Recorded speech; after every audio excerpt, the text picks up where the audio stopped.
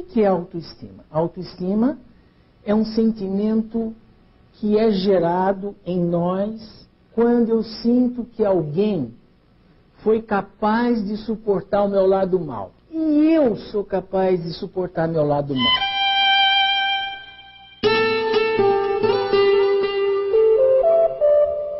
O meu lado mal não destruiu ninguém. O meu lado mal não matou minha mãe. Ela está aqui com uma faca afiada cortando cenoura. Entende? Ela não me cortou, ela não cortou o dedo dela, e não matou meu pai, e não destruiu a casa, e eu pude abraçar a perna dela e falar, mamãe, dá um pouco d'água para mim, e ela me deu água. Percebe? E me deu água rindo. Chama-se autoestima. Autoestima. O que é autoestima? É a possibilidade ética de eu gostar de mim. O que é uma pessoa sem autoestima? É aquela que procura na estética o jeito de gostar de si.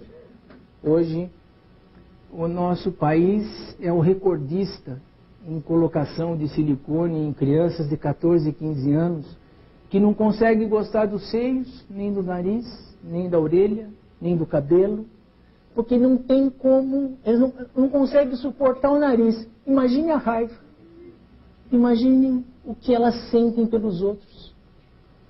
Então, uma mãe suficientemente boa suporta a crise do sistema límbico da filha e começa a criar aquilo que vai desempregar os psiquiatras futuramente, os psicanalistas e os psicólogos, que é a autoestima.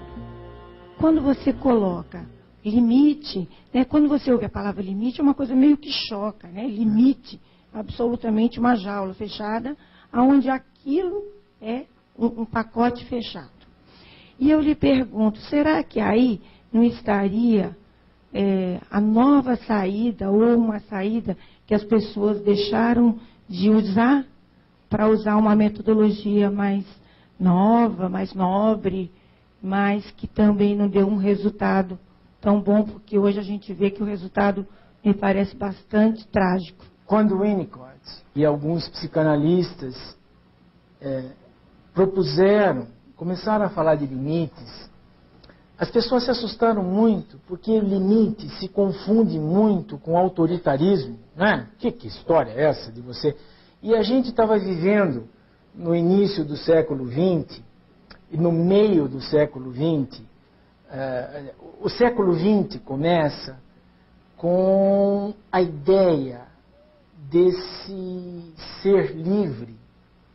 A gente teve uma guerra, depois outra guerra, e a gente se assustou muito com isso, com a ideia do fim do mundo, com a ideia da repressão, com a ideia da algema, da ditadura, e a gente desprezou muito. E a gente precisa pensar que os maiores estudos da psicologia, os maiores estudos, a psicanálise alcançou grandes estudos, principalmente com Melanie Klein, Anna Freud, estudando crianças da guerra, o povo da guerra, o povo que vivenciou a guerra.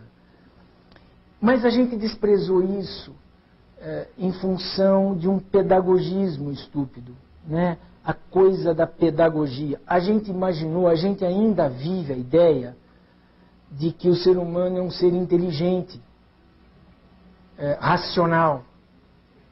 Tá? E é verdade isso, né? A gente é muito racional. Só que a gente também é biológico.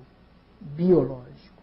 Nós temos uma função que é o córtex pré-frontal, que nos dá ou não o direito de ter juízo crítico.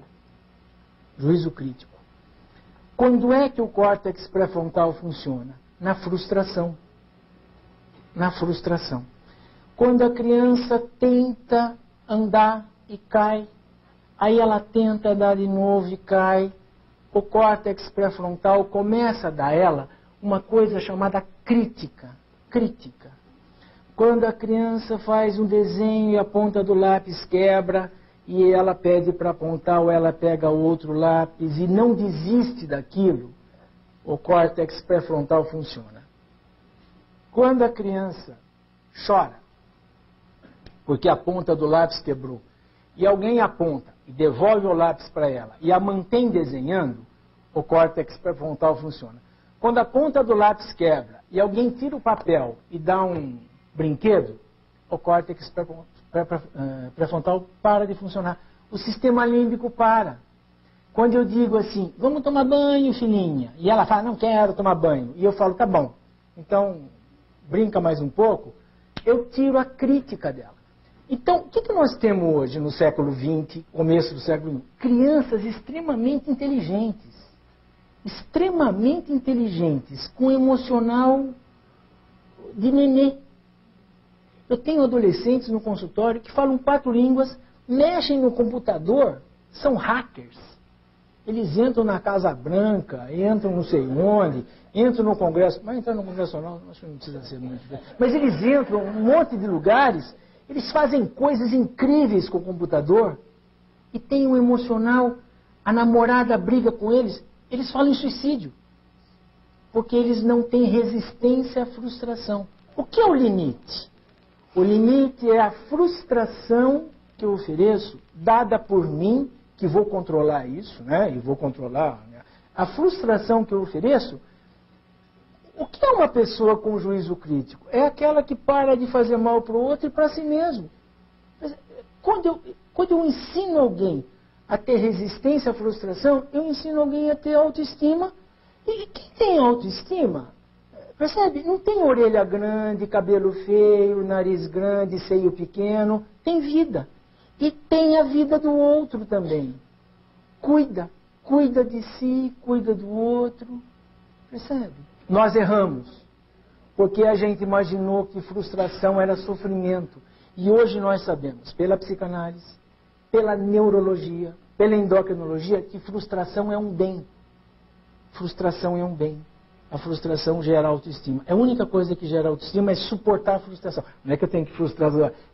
Quando eu frustro e o sujeito consegue suportar a frustração, ele fica grande, ele fica forte.